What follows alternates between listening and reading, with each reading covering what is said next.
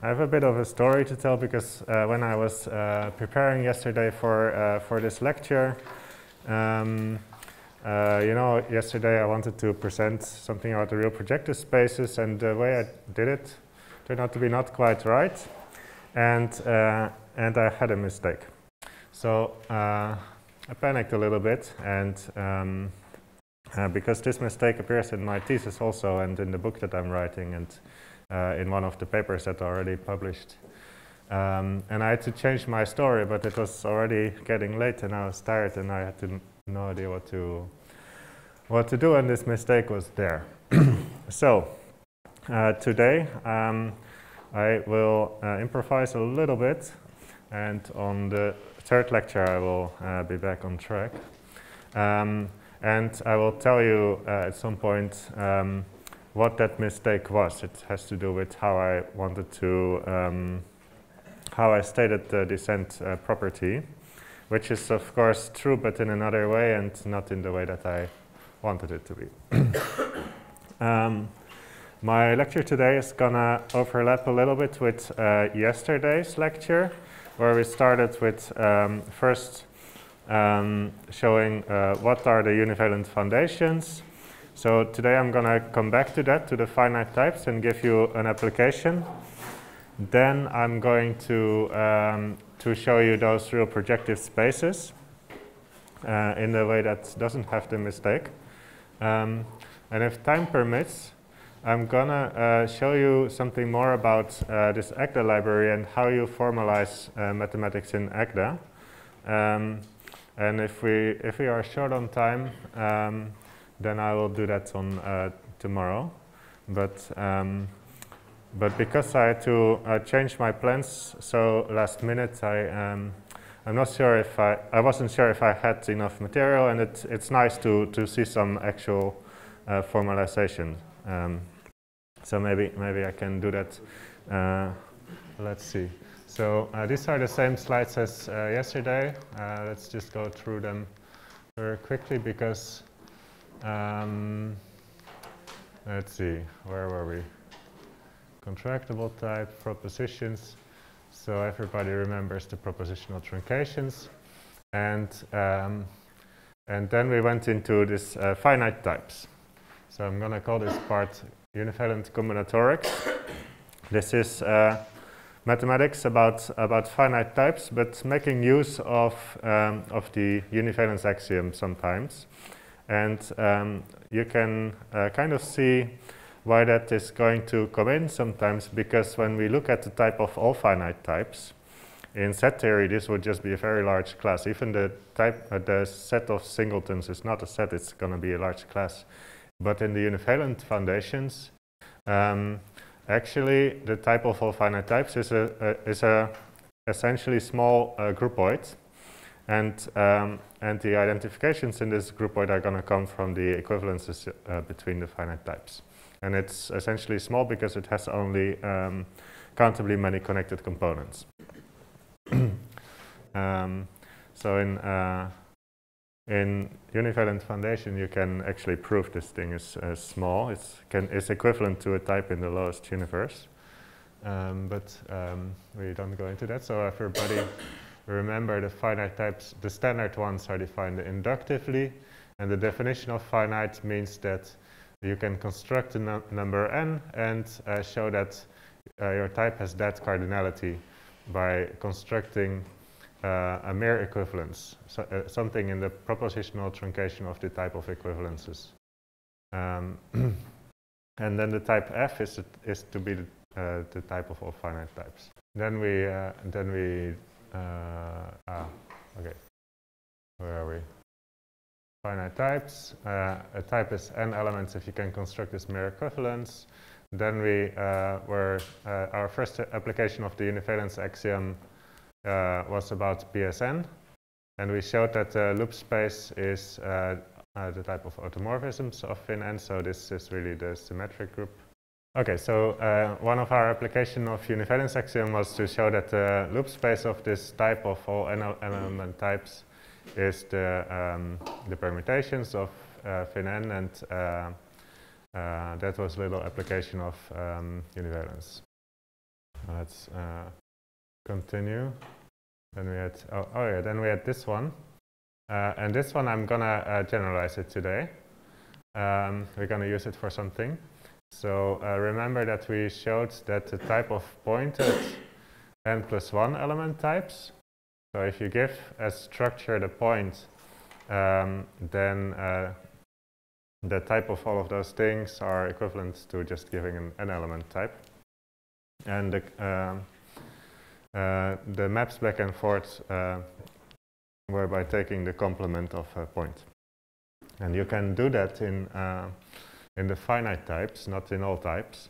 But in the finite types you can do that because these points are kind of isolated. You can decide whether x is equal to y or not.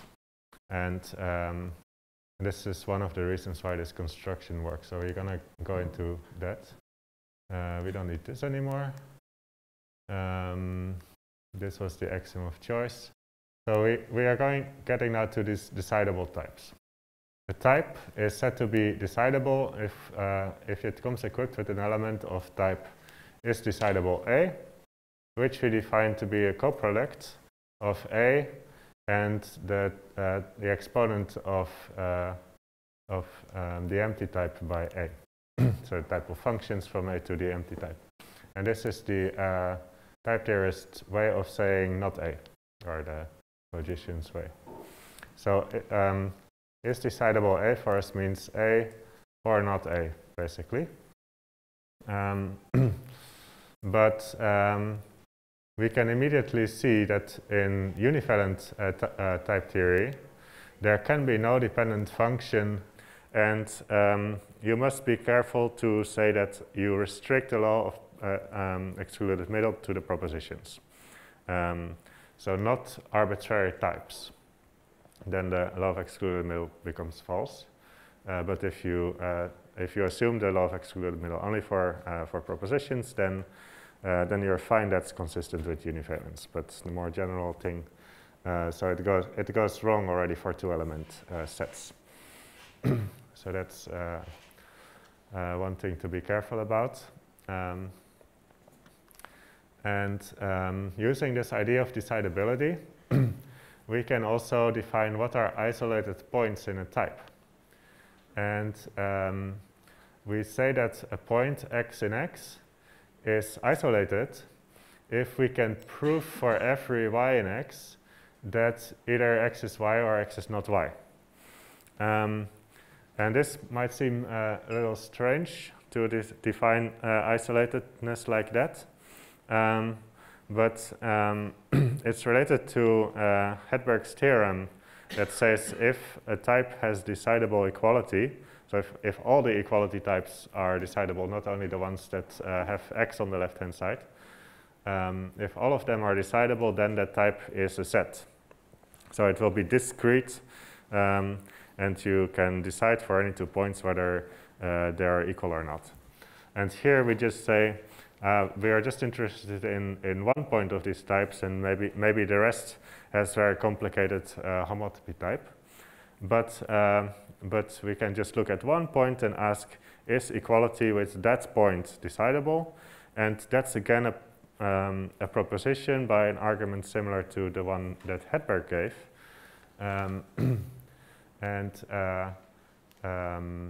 So then you arrive at the notion of isolated points. And I yesterday just came up with this notation. This is not any official notation for the type of isolated points. I guess the screen doesn't like it. Okay, there it is. So this is not official notation, but I needed something to write down the subtype of X that consists of the isolated points in X. The theorem that now looks like the previous one that I mentioned about pointed n+1 element types, that type is equivalent to the n element types, that generalizes to this one. The type of all types that are, oh, I never explained this notation. I think this may be on the next slide. No, it's not. Okay, so can explain that on the whiteboard. Introducing this notation U of A. This is the connected component of U at A, which is a type in U. And what does this mean? So U of A is defined to be the type of all x's in U, such that there is a mere equivalence from A to X. So it's very much like this, this definition of the finite types, where we would have a standard finite type on this side. And the n-element types are in the connected component of fin n. But here we're looking at an arbitrary type, and you can basically make the same definition. So this type, morally, by a very similar argument, looks like B out of A. So that's how you should think of this type. So let's put this in codes. You can prove, maybe as your homework, to show that the loop space of this type is just the automorphisms on A. That's by univalence. Okay. So now if we have a pointed type that is in the connected component of A plus the unit type, the type of all those things, where the point is isolated, and this is very important, otherwise this is not true, that type is equivalent to A. And this is because for isolated points, oops, sorry, the other button. For isolated points, you can do this trick with taking the complement. And you cannot do this for an arbitrary point in A. You can, of course, you can take the complement of a point, but if your point was in a complicated connected component, then you had no way of retrieving the entire type X from just knowing what the complement of the point is, because there is this connected component that is information that is not recorded in the complement. So if the point is isolated, then you can do this. Why am I getting into this? Well, I'll give you the answer in the next slide, because I'm first getting into more trouble. Decidable embeddings. So we didn't talk about embeddings yesterday, but an embedding is a map that induces equivalences on identity types. And these are the homotopy correct notion of injective maps. So they just induce equivalences on identity types here. So every map always induces a map on identity type. So if x is equal to y, then f of x is of course equal to f of y. And if that induced map is an equivalence, then we say f is an embedding. And you can show with a little argument that the map is an embedding if and only if its fibers are propositions.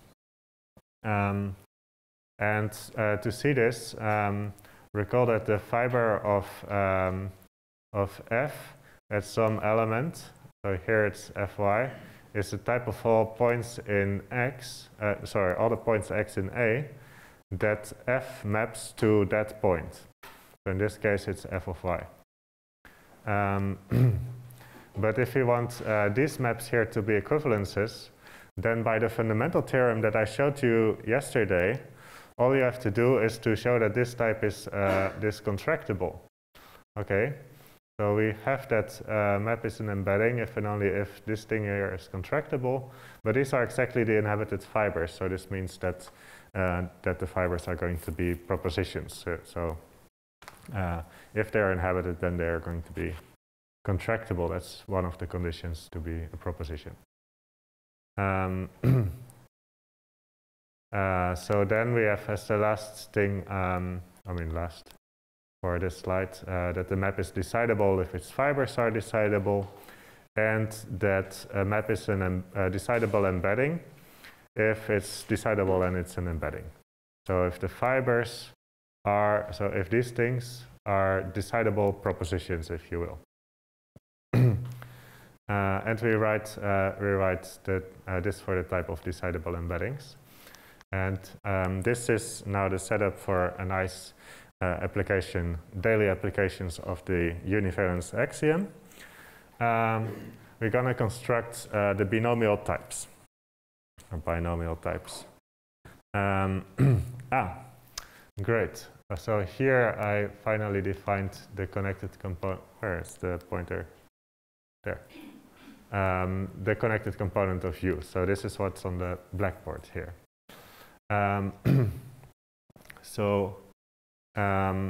We define for any type A and B. Doesn't matter whether they're finite or not, or whether they're sets or whether they are anything. They just have to be types. We define the binomial type A over B, or A choose B, to be the type of all decidable embeddings into A that come from a type that has kind of B elements.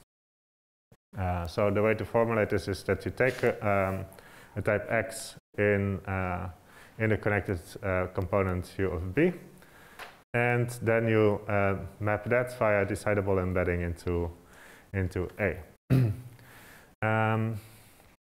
So why is it so complicated? Why is it this sigma there at all? Why don't we just say that the binomial type is the type of decidable embeddings from B into A? Well, here is where a little bit of higher group theory is coming in for intuition.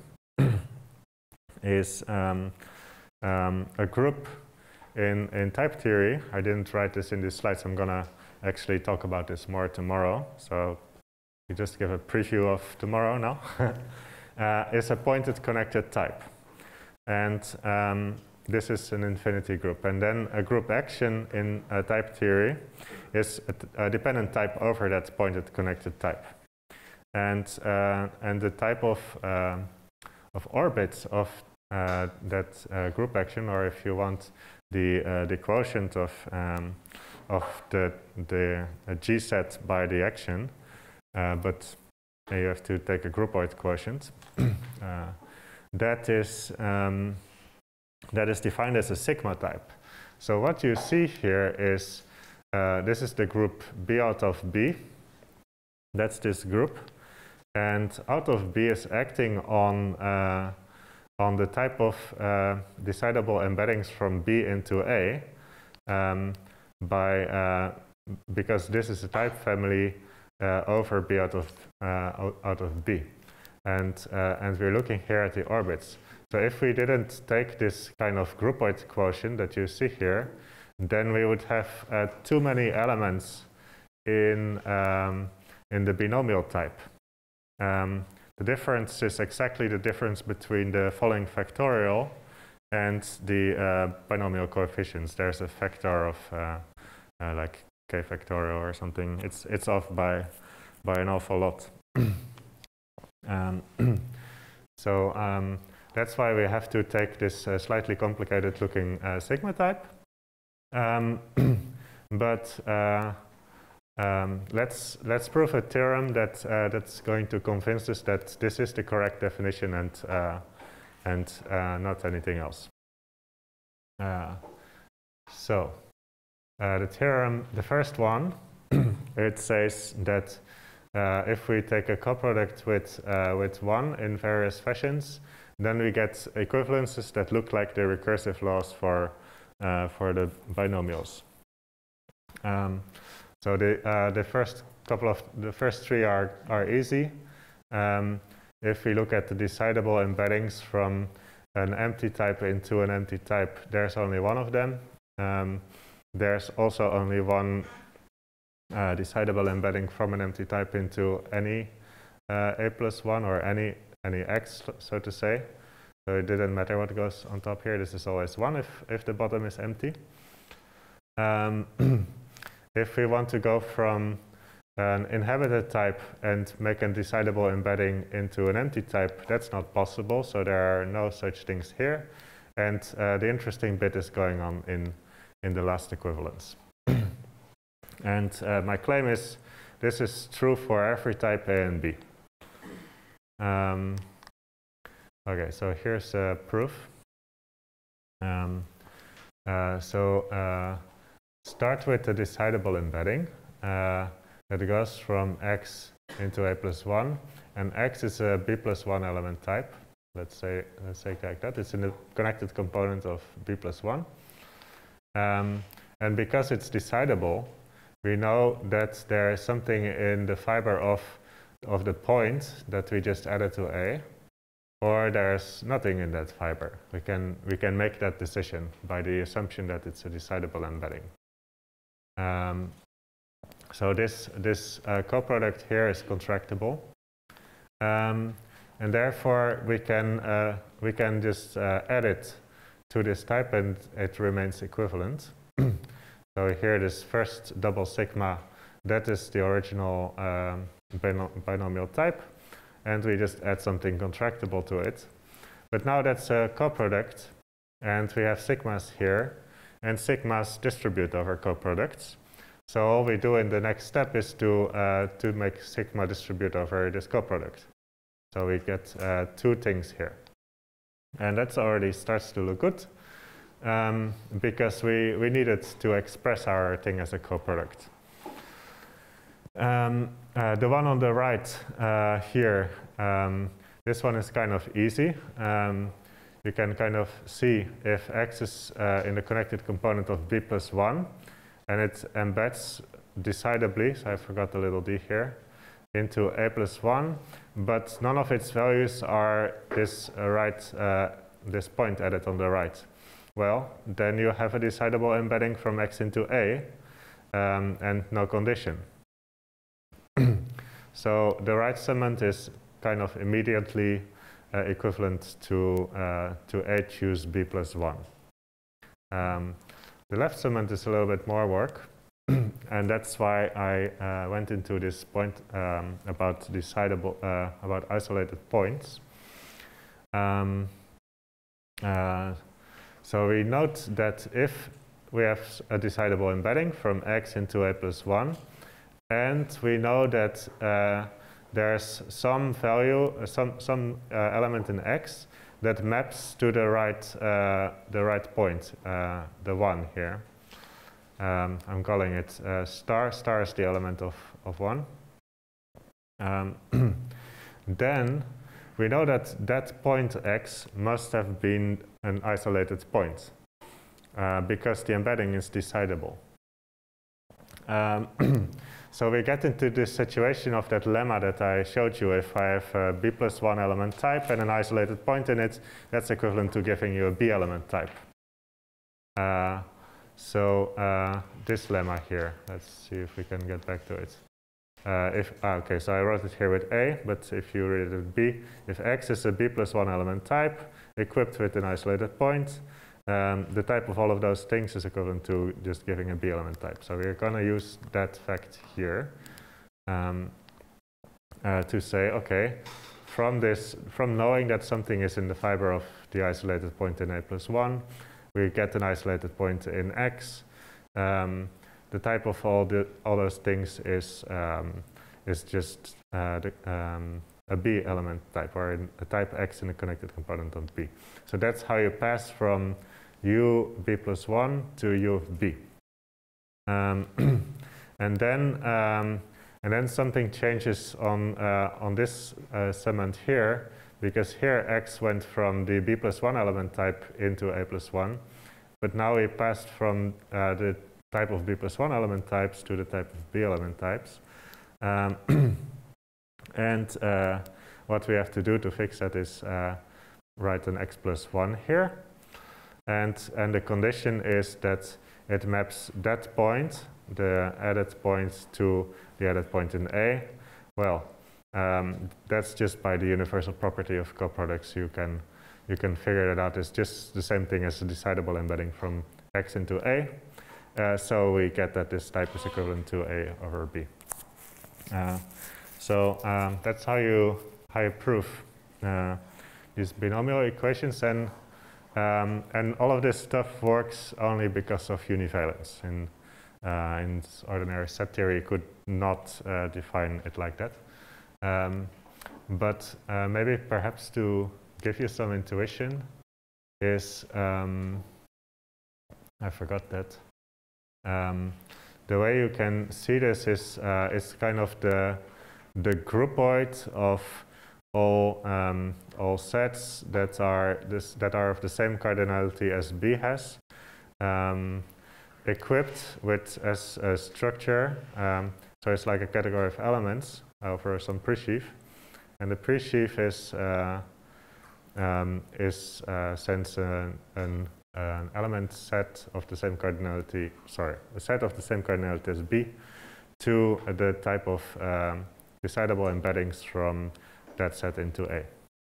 So that category of elements, apparently it satisfies this recursive equations of binomials. And using the recursive equations, you can say, okay, if in the finally A and B were finite types, and A has n elements and B has m elements, then it must have been the case that A choose B as a finite type. And this is now just by recursion, using the recursive equations. So actually, this groupoid is already kind of just discrete, in the case where A and B were finite. But it also works where A and B are like a tree sphere and projective space. Then you can also write this binomial. Okay, that's, I think, the end of this part. Are there any questions? Yes? So you remarked that you cannot do this in sets because it's not univalent. But you can do it in groupoids, yeah. Which is not univalent either. Yeah, okay, yeah, that's what I meant with giving the intuition about the groupoids. This is absolutely true, yes. Yeah, you can do it in groupoids, yeah. So you're using less than univalence? Or univalence of some small... Yeah, maybe.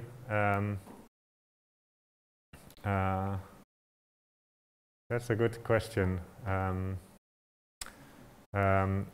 So I certainly use univalence in this argument somewhere.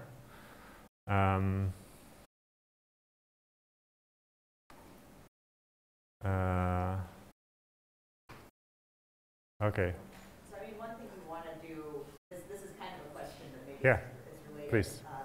When you're calculating the binomial type between two finite types, Mm-hmm. Part of the data of a term there will be an explicit embedding from an n-element set into an m-element set. Yeah. But you want to identify different embeddings which differ only up to a permutation of the domain. Yes. Mm-hmm. So my guess is that happens by giving an explicit symmetry between an element set as a term in B and Yeah, okay. So I think the point... Yeah. Okay, so the point here is that when you do this stuff in groupoids, you would have to construct all of these explicit bijections. And by univalence, those bijections are identifications, and somewhere in the argument you still have to construct them. You don't kind of get around it, but yeah, there's something there. Yes, please. What is the motivation for wanting to take this binomial over arbitrary types? Oh, yeah, that's related to categorification of various things that come out of like number theory, combinatorics, okay. And just to see which constructions are kind of natural in their components and which aren't, and this one is. So that's one motivation. Yes, please. Can we define this binomial by decidable embedding? So what can we say about arbitrary when it's arbitrary embeddings, so then you can still do stuff, but you cannot do this step anymore. That if you know that that this x maps to star here by f, so f maps little x to star, then you don't get anymore that that point is isolated. So you're missing that information, and you can not so easily, or I think not at all, make the step from this type equipped with the fact that something out of x maps to star. You cannot pass to u of b. So there's something that goes wrong in that step. So this is a problem for arbitrary types. For finite types, every embedding is automatically decidable. So you can generalize binomial types using non-decidable embeddings. Then you don't get the recursive equation. So for me, that's a motivation to say, okay, we start with definable, because then we get something that looks like binomial types via the recursive equations. But it still generalizes correctly the finite case. So can go either way. Any more? Okay, let's go on. Okay, so now I'm going to say something about synthetic homotopy theory, and it still is very much about the type of two-element types, what I'm going to say. So we're still in that territory. But some general remarks maybe are that synthetic homotopy theory is very important at the beginning of homotopy type theory, where really we were motivated by proving in homotopy type theory that the fundamental group of the circle is Z, and to prove connectedness results and get to Freudenthal suspension theorem, get to stable homotopy theory. Someone proved Hurewicz theorem recently, and there was a formalization that computes the fourth homotopy group of S3. And all of that stuff works in the setting of homotopy type theory, and because it works in homotopy type theory, here I should stress that this is homotopy type theory without edit equations, the one that is a model of an arbitrary infinity topos, unlike some type theories that we saw yesterday. So it's very important. Is that that things you prove in this theory, they are true in all models of hot, and therefore in all infinity toposes. That's one reason why to do this. And I'm going to tell you now how to construct the projective spaces in an arbitrary infinity topos using the things that we just saw. So let's see. Message here is that if we another way of thinking about BS2, the type of all two-element types, is RP infinity, and that's because RP infinity is a space that has one fundamental group, namely Z mod 2, nothing else, and it has one tautological bundle, and so does BS2. It has a tautological bundle, namely it maps any two-element set to itself. That's a bundle. If we think of, so now we can think of maps into BS2 as line bundles over our type. So we're going to do that to define the RPNs inductively. Maybe I should draw a little picture. The classical idea of RPN is you take a sphere. It has also this thing. Okay. And then on the sphere, you look at the antipodal points. So you look at the lines. And this gives a bundle over this sphere. namely a bundle of two-element types that kind of twist as you go around the sphere. And if we identify those antipodal points, or we take a quotient, then we get RPN. And what this means in terms of homotopy theory is that there is a fiber sequence from the two-element space into Sn that goes into RPN. And this is something we can we can construct in homotopy type theory. We're going to make such a fiber sequence. So the way we do this is we recognize, we already have RP infinity, and we know what line bundles over a type are. They are mapped into RP infinity. So we start with RP0 in our definition, and there's only one line, one zero-dimensional line. So RP0 is contractible, and that's the definition here. And of course, this has a canonical, a tautological line bundle, namely that maps the points to the standard line.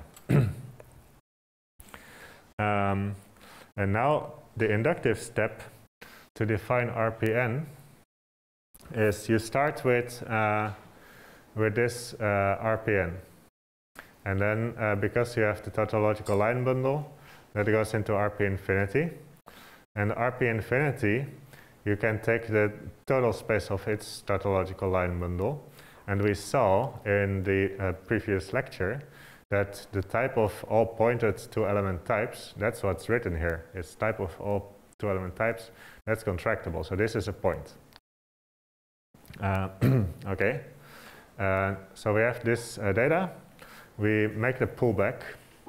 The pullback is just by substitution in this case. So the total space of the tautological bundle is going to be the pullback of this outer square.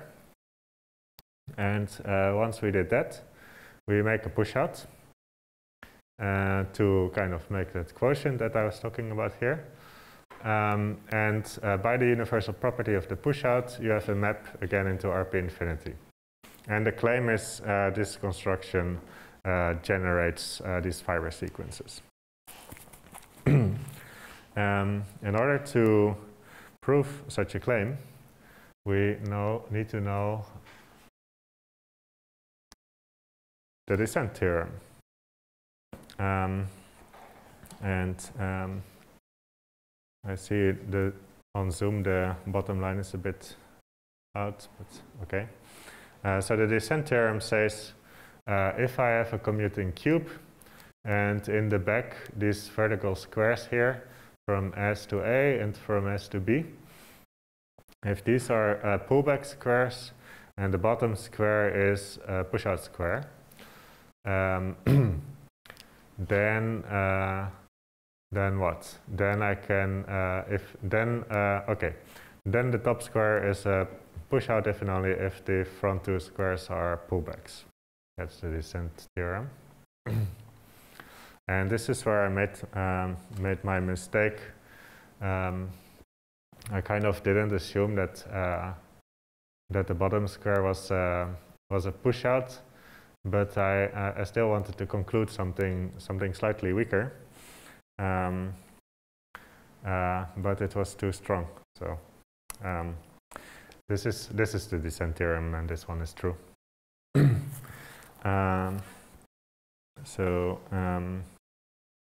How are we going to use this? Well, let's first see that descent is false for sets. And one example you can construct with this, just using a two-element set again. On the top, what do? We take the product, we project it out in both directions. And that push out must be 1. And the reason for it to be 1 is if we have these 4 points and 2 points here and 2 points here, then, so as in the diagram, then let's see, this one goes here maybe, and this one goes here. This one goes here, and this one goes here. That's a projection. And the other projection is, I think it's like this. That's the projection in the other direction. And so you see that there's going to be edges between every point. And that means that if we take a quotient, then we're left with a singleton. So that's wrong. So, I mean, that's just what happens in sets. If you would do this in spaces, and you kind of unfold this picture, you take this end all the way there and kind of stretch it out a little bit, then you see a circle appearing. That's the real push out of that diagram. Sorry? Is there a question? Okay. What's here is mu is just a group action on 2. And then you can prove that these squares are pullback squares, and the bottom here is also a push out, and the front is a push out. But the front 2 squares here are not pullback squares, because the pullback of 1 along 1 is just 1. So that's a picture being taken.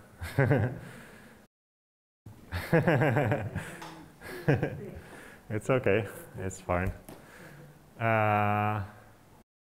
Okay.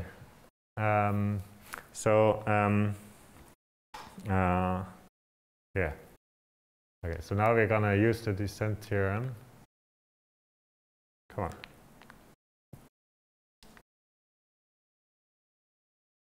The battery dead? Well. Okay.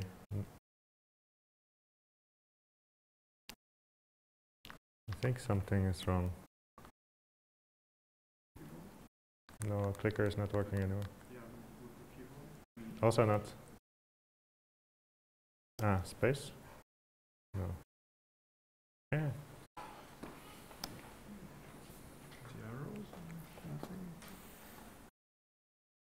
Ah. So if I just click.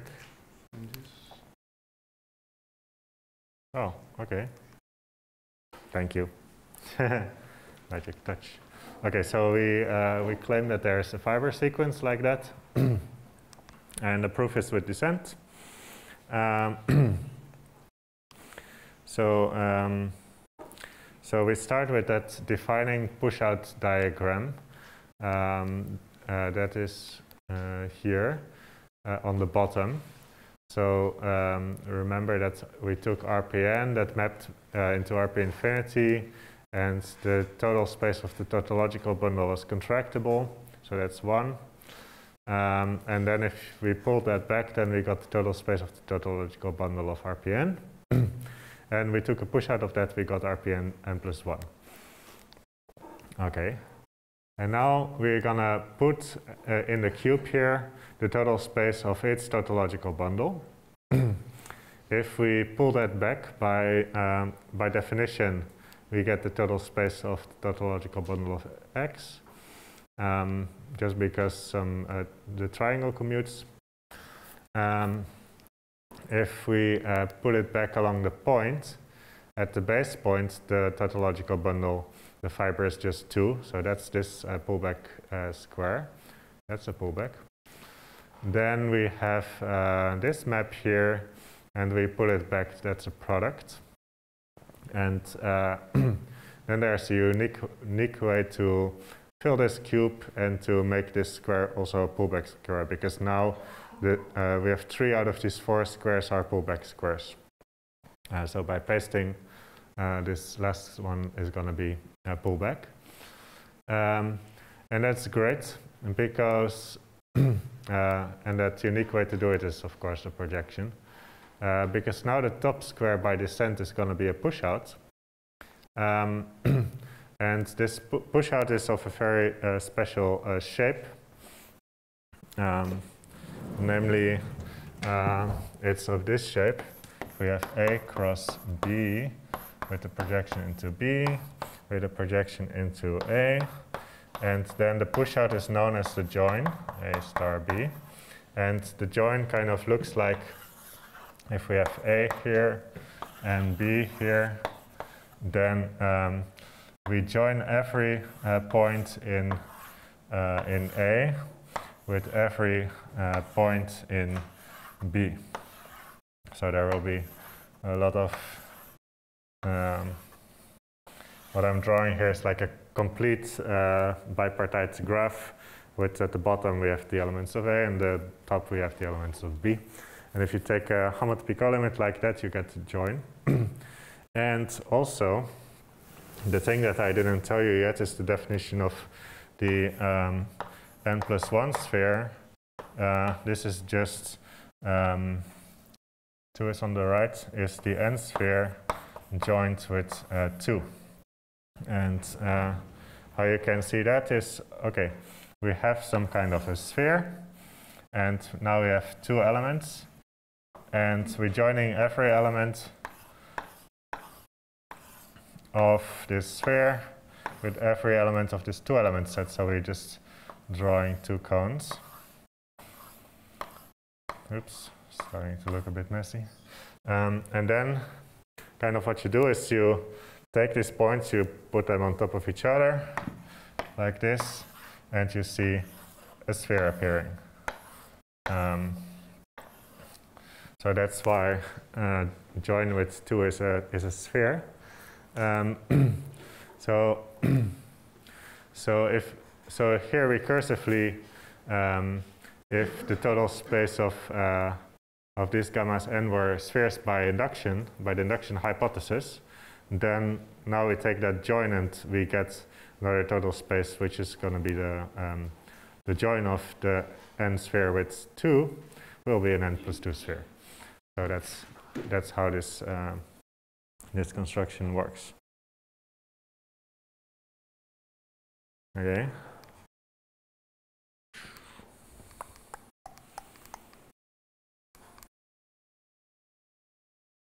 It's not too cooperative. Oops. Okay, so this is just a general remark that this construction is, of course, completely generalizable. You can take any 2 maps, A and B, into the same type X, and take the pullback and take the push out, and by the universal property there will be a new map, and this map is known as the join of F and G, and it's so called because the fibers of that map are the joins of the fibers of the individual maps. And using that construction, you can also construct the complex projective spaces. But CP infinity, we can again recognize it in type theory as the 2 truncation of the 2 sphere, because CP infinity is a type which has only a homotopy group of level 2, and that homotopy group is Z, and the other ones are trivial. So it's 2 truncated, and the other space set that looks like that is the 2 sphere. So you just 2 truncated 2 sphere, you get CP infinity. And then you repeat this construction of inductively joining a map with itself. We start with CP0 as a point, and it has a canonical circle bundle, which is a map into CP infinity. And then you keep taking pullbacks and pushouts, and you get all the CPNs. So that's the message here. And again, using descent, you can prove that there's fiber sequence S1 as 2n+1 into CPN. Okay. And S1 is, of course, the unit circle in the complex sphere. That's why that one comes up. But we don't know yet how to construct the quaternionic projective spaces.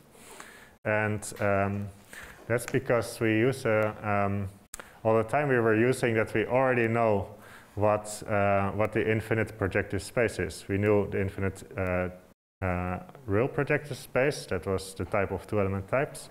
We had a description of the infinite complex projective space, but we don't know how to deloop the tree-sphere in homotopy type theory. And this is already an open problem for as long as homotopy type theory exists. And I want to pose this problem to you to deloop the tree-sphere in homotopy type theory. Not in some extension of hot that has extra judgmental equalities. I'm not sure if I am very fond of that approach. But just in plain hot, I would very much like to see a solution. So I think I have half an hour left for some EGDA, if you want to see. Oh, my battery is low, so it's not charging. And then I have to, so it was charging, but not really.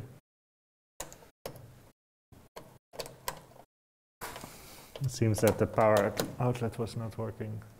Okay, this one is working. Okay. So let's stop share here. And let's start share here.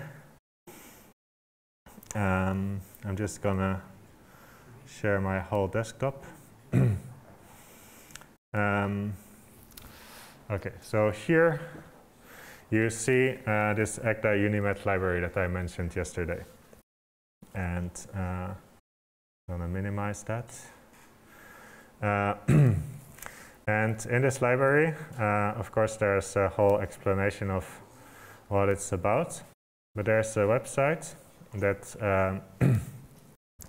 has the online version of the formalization, and it has sorry, it has some core foundations that introduces some basic concepts like equivalences and functions and retractions, sections, sets, propositions should be somewhere here.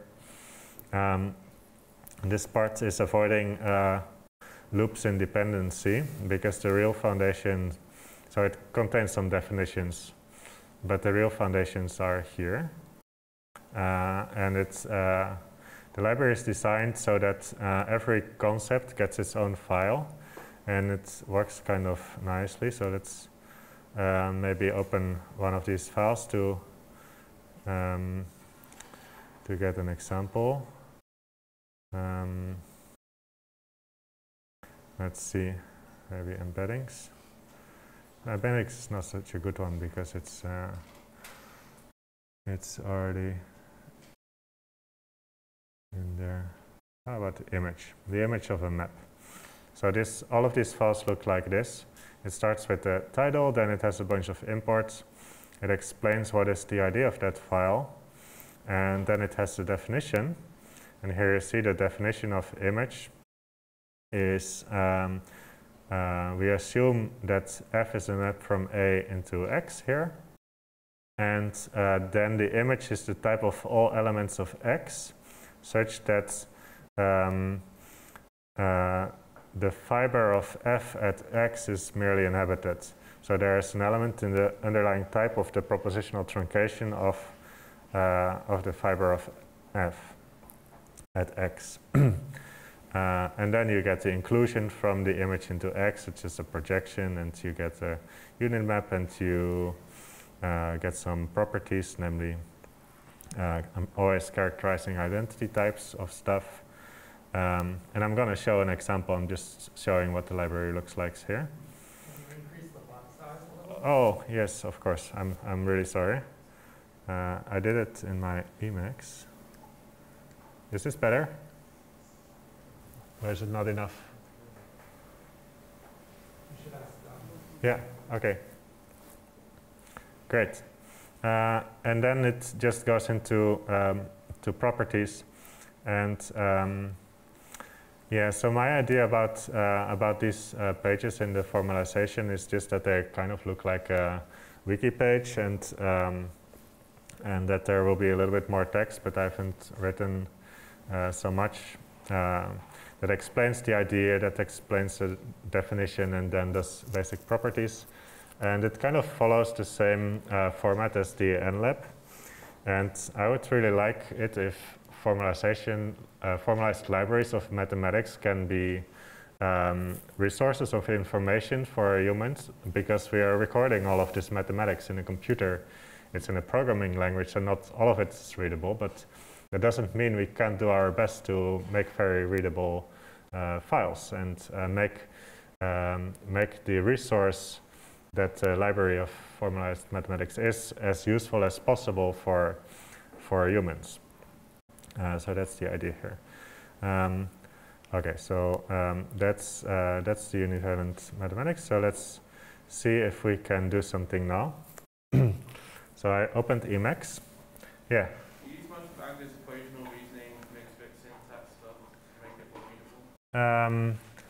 readable? Yes. So the equational reasoning, I don't think. Yeah. Okay. So I don't think it increases the readability either of them. So I'm very kind of maybe old school, but yeah, I haven't really come around using those things because I didn't really find a way to actually make it more readable. Yeah.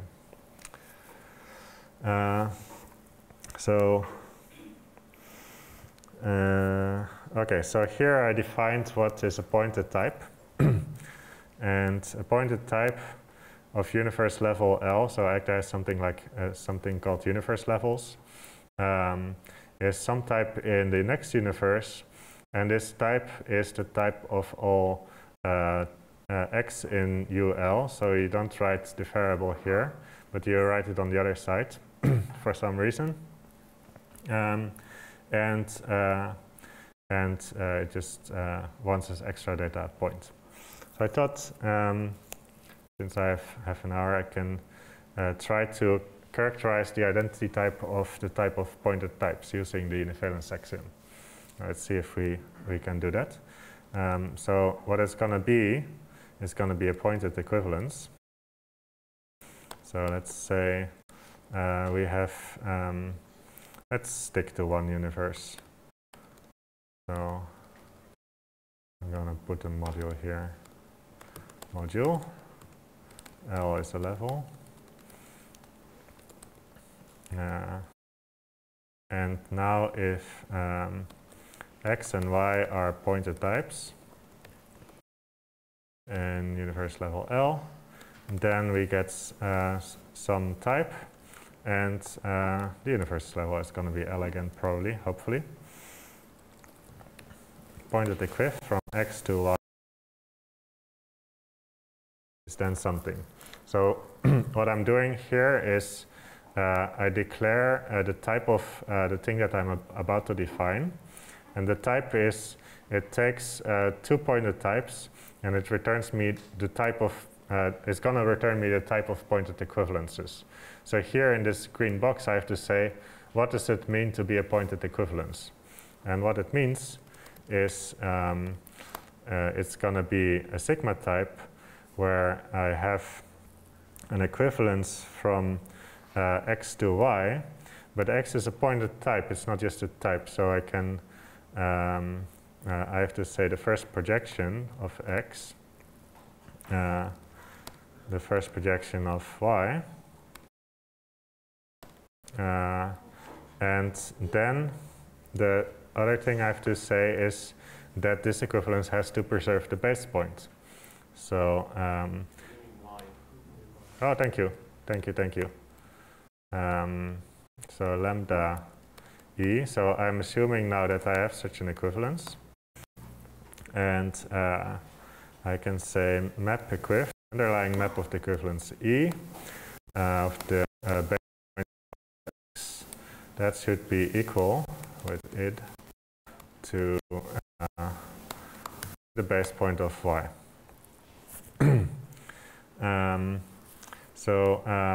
To have all these projections, it's not really super nice. So we're going to say the underlying type of a pointed type from will be a map from pointed type to UUL. Oops. The underlying type of a pointed type of X is first projection of X. So this should work. Oops. And now we could say that that this is the underlying type of the pointed type. Oops. So we could make an improvement like that. And in my library, I'm doing that throughout, but it's going to be too much work to do that in these 20 minutes that I have left. So let's just say that there is an identity pointed equivalence. So this means for every X a pointed type, I want a pointed equivalence from X to X.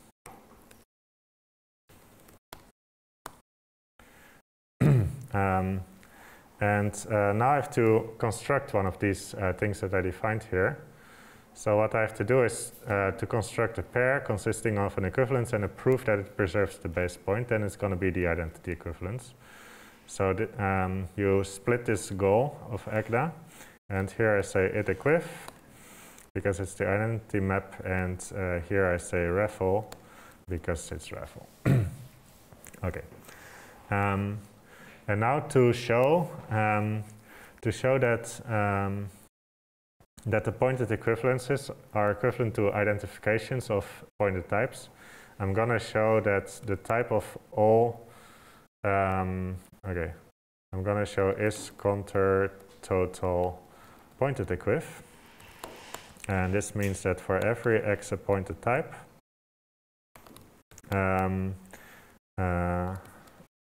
something is contractible. Oops, contractible. Sigma pointed type. Oops, L, and then pointed equiv X. So this may be a little hard to read, but what this means is the total space of the family of pointed equivalence out of X. So it's a type of pointed types Y equipped with a pointed equivalence from X to Y. That space should be contractible.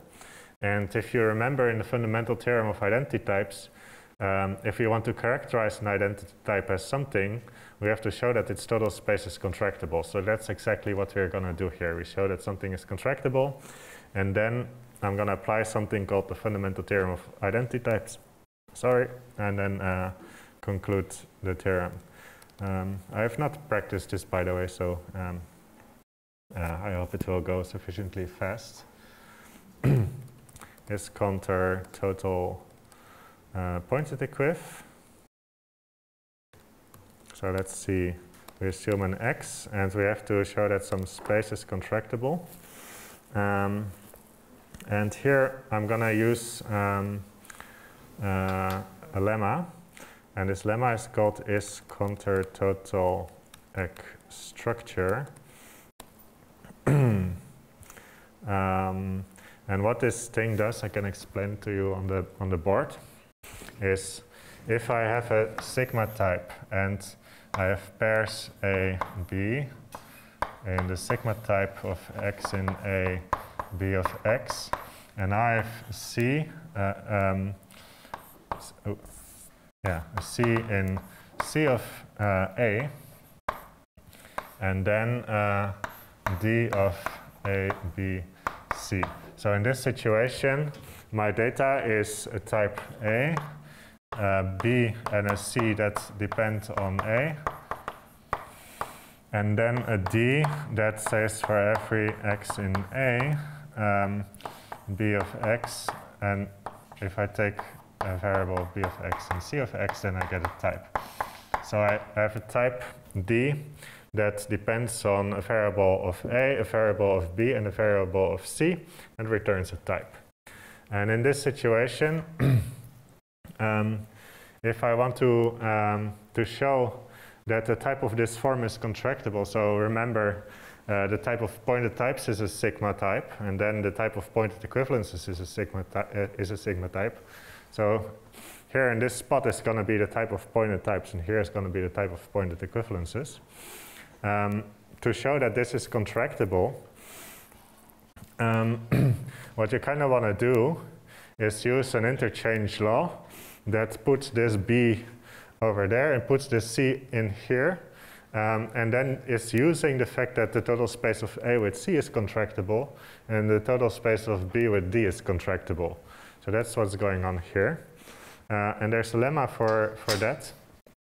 And that's this lemma that does this thing that's called the structure identity principle.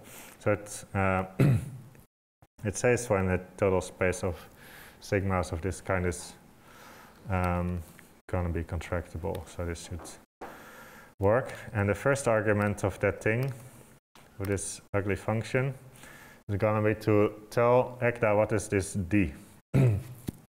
So in our case is lambda x, little x, no, lambda y, little y, and then an equivalence, and we want to say it's something something, and this is going to be map equiv e, and then the base point of x, and this should be y.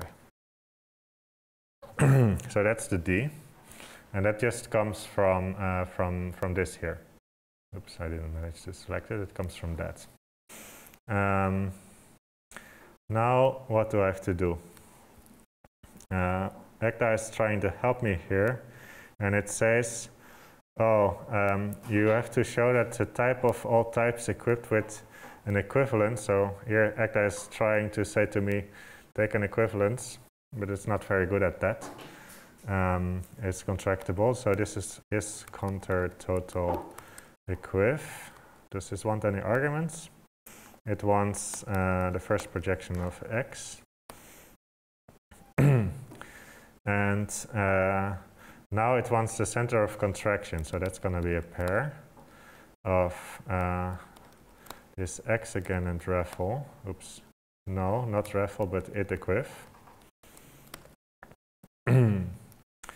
And now it wants me to look at the total space of B and D and say that that's contractible, but it's going to only ask it at the center of contraction of that I just provided. So that's a little optimization there.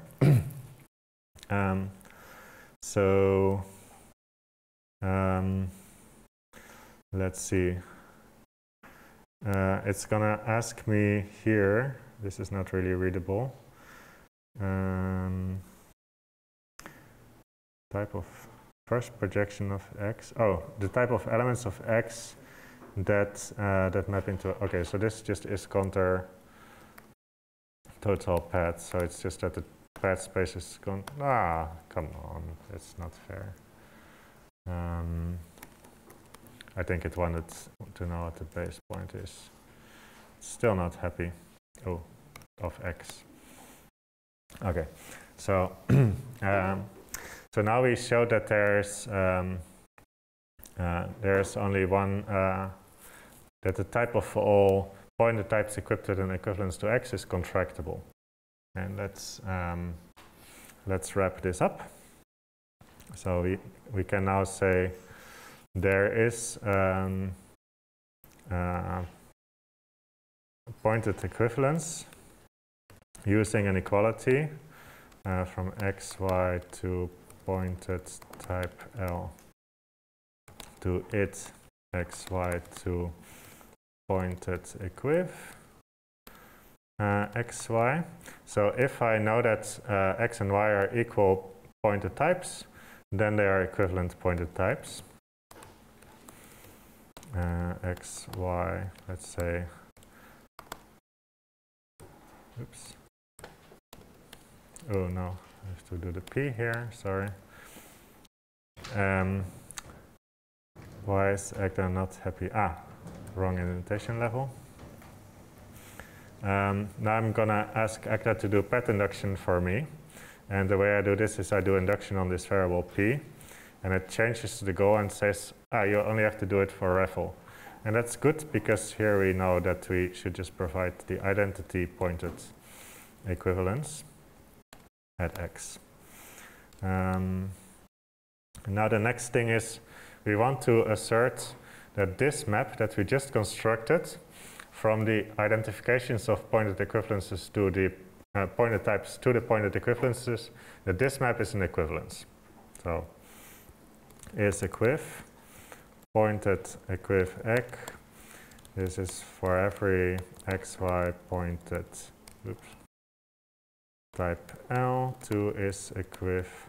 And then that map that I just constructed is called pointed equiv using an equality xy. And now I asserted that that map is an equivalence. X. I'm not assuming the y here because I know what I'm going to apply. The fundamental theorem of identity types at x. And I cannot show the theorem, but this one says if you know that the total space of your B is contractible, then this kind of a map is going to be an equivalence. So we just have to provide some data. The first data, it's very small, but it says I have to construct a pointed equivalence from x to x. So the first data is an it pointed equiv x.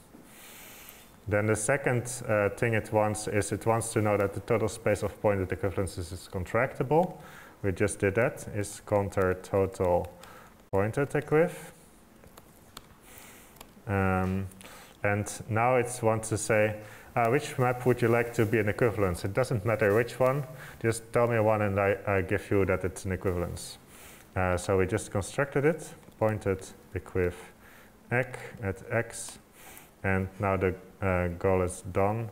So maybe for the pretties, we like to construct an extensionality of pointed types. This says for every xy pointed type L, to it xy, this thing is equivalent to the type of pointed equivalences from x to y, just to finish it up nicely. But as you notice, this is univalence for pointed types. xy. So now the goal is to construct this equivalence. This is going to be a pair consisting of a map and to prove that it's an equivalence. The map is this thing pointed equiv x, please, y, okay, thank you, and is equiv pointed equiv xy. So that's it for today. Thank you all very much and see you again.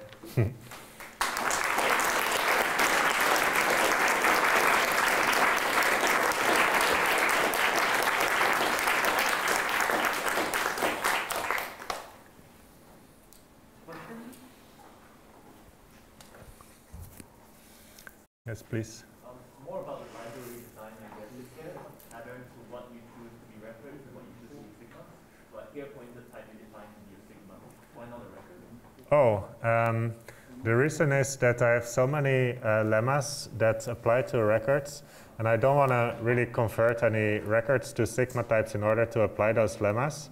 So I just use sigma types all the time, and the sigma types are records, but I'm reusing as much as possible because I kind of have this philosophy that once you did something, you want to make it as reusable as possible, and it's kind of the opposite what they do in the standard library, where they make very situational choices, which may be locally much more efficient. They are, but it doesn't allow you to apply theorems that you naturally would like to apply. And what I kind of am not sure about is they seem to get away with this very nicely in the standard Egbert library, but so it seems to be not necessary that you make things reusable for some reason. Egbert already knows, but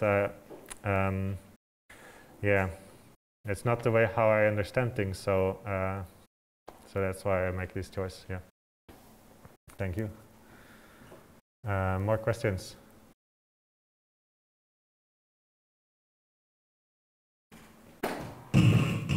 Oops.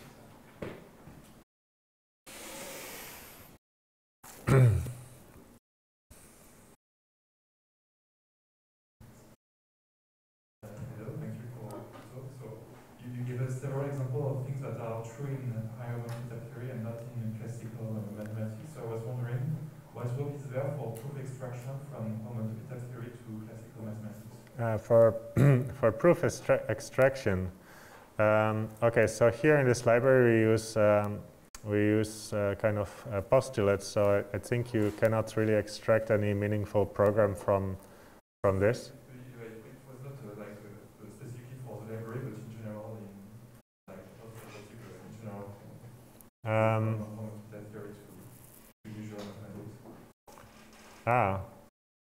Okay, so what you're asking is how do you translate a proof in homotopy type theory back into ordinary mathematics? Is it?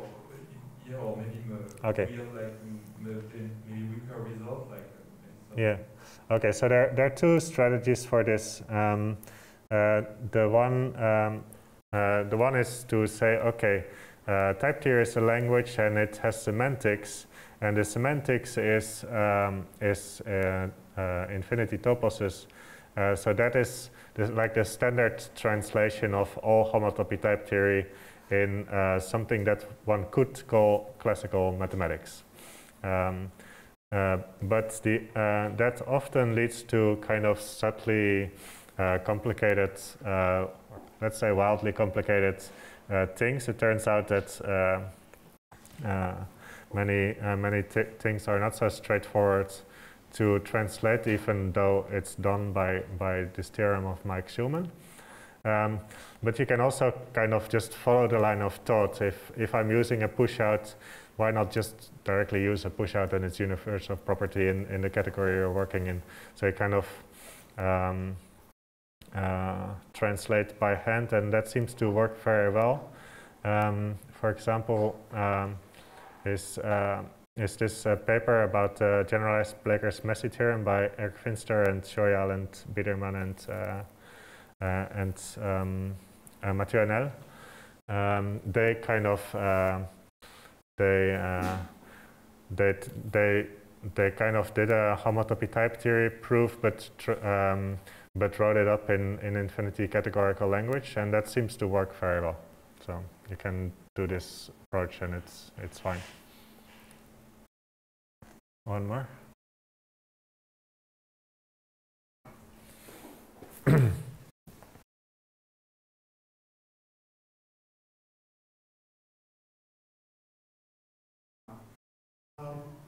Do you have like almost like a list of general strategies of proving that these total spaces are contractible? So like in this example, you need to use this learner. Is there like a general sort of strategy you go through? Yeah. So it used to be that it would all go through this one, but that's not true anymore, because I found an even more efficient way to do it. So let's go to this file where this thing is constructed. Oops. Here it says this thing about if A and C is contractible and B and D together are contractible, then I can sigma all four of them, A, B, C, D, and that's contractible. I was always just using that one. That one was designed to do this kind of thing. But then I recognized that you can directly work with equivalences. So I didn't show this today because I wanted to show it as an application of the fundamental theorem. and this one has the fundamental theorem built in. But here you just say, if I can construct an equivalence from identifications from A with X to some type that I'm thinking about as identifications, and then above the reflexivity, I can do the same thing in B. Then I can characterize the identity type in a sigma. So this one works a little bit more efficiently, but it hides kind of the main theorem under the hood. And there are also theorems like this, but for pi types. There's a special case when the sigma is a subtype. So just to make it as fast as possible. This allows you to very structurally break down your Yeah. sort of type and apply the right. Yeah. So if your type is built out of pi, sigma, and it, then you can always characterize the identity type in the canonical way, and you reuse your previous characterizations to do it quickly. Yeah. Okay, thank you. Yeah. One last. You mentioned that open problem of Oh, yeah. defining HP infinity. Well, I think here there is an additional complication. Okay, thank you. Because there are infinitely many ways of developing a three-sphere, uncountably many. Aha. I doubt that this can be done without using cohomology. To find out which one among these infinitely many is the correct HP infinity. Okay. Okay, so what you're saying is that the type of deloopings of the three-sphere, and it's not even a contractible space, right? So there can be many of those. Okay, that's interesting. And there's not a canonical choice. No, the canonical. Oh yeah, HP infinity, but H it's determined by the cohomology. I yeah. don't think you can find this by you would need to classify loop structures of the three-sphere. Yes. Okay. That's interesting. So even classically, it's known that there's some complication there. Okay. Maybe I would love to hear more about this maybe after the talk. Yeah. Thank you.